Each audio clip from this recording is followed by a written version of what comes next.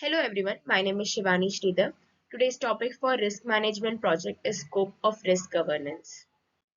Before understanding what risk governance is, we need to first understand what risk is. Risk is the possibility of loss, uncertainty, or any adverse outcomes that arises out of an event or an action. In simple words, risk is the chance that something may go wrong.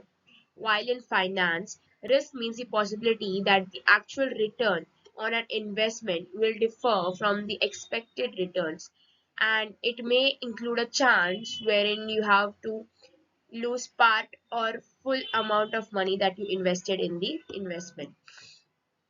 To mitigate or manage risk, risk governance comes into play. Risk governance is a structured framework adopted by organizations which helps them to identify, access, manage, and create strategic objectives to mitigate risks.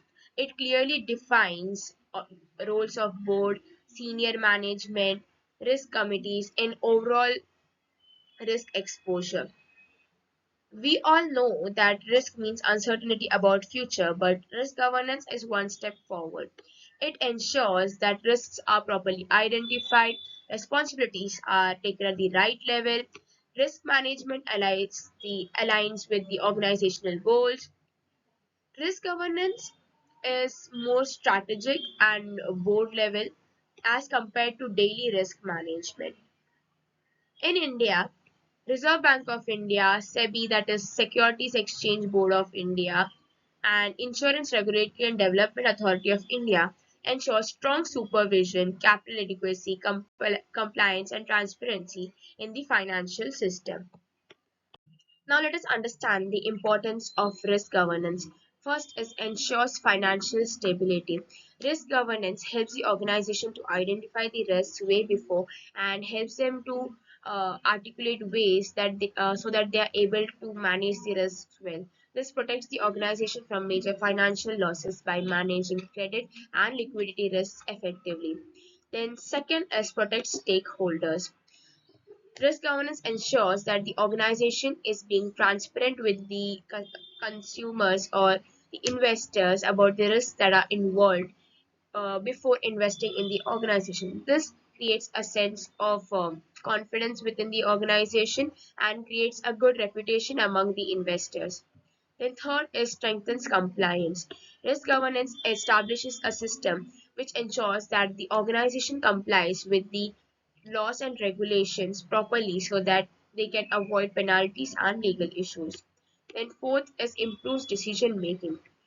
Risk governance helps the organization to evaluate risks before taking strategic or financial decisions so that they can take balanced and informed choices. Then fifth is prevents losses and fraud. Risk governance helps the organization to identify losses before and take preventive measures and identify the extent of which they can face the losses. This helps the organization to prevent huge financial losses. Then, sixth is enhances their reputation. Risk governance ensures that the organization does not fall into any scandals, frauds, or any operational failures from their side that may damage the organization's public image. Let us understand the process of risk governance. The first step of risk governance is risk identification. The organization has to understand all the possible risks and undecided outcomes that may arise.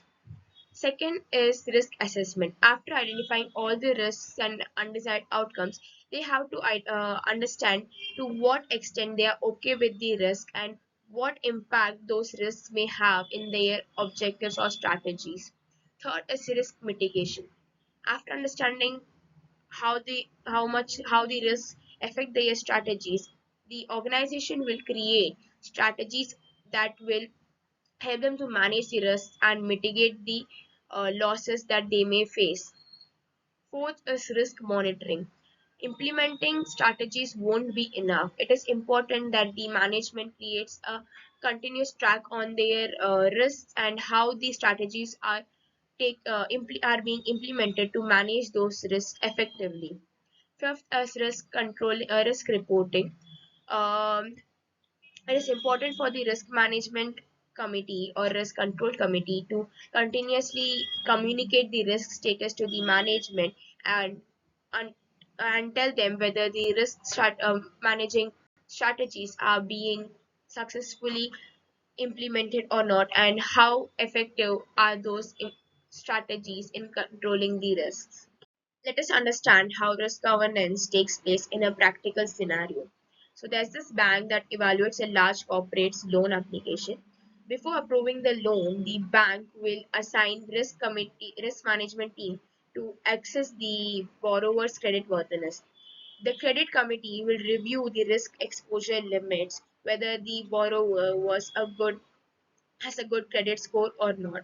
And based on that, the bank ensures compliance with the capital adequacy norms with as prescribed by the RBI.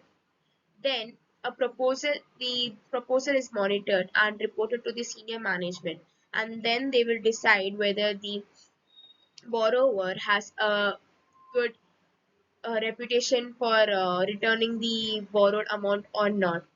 If the borrower's risk exceeds the bank's defined risk appetite, the loan is rejected or additional collateral is demanded. Thank you.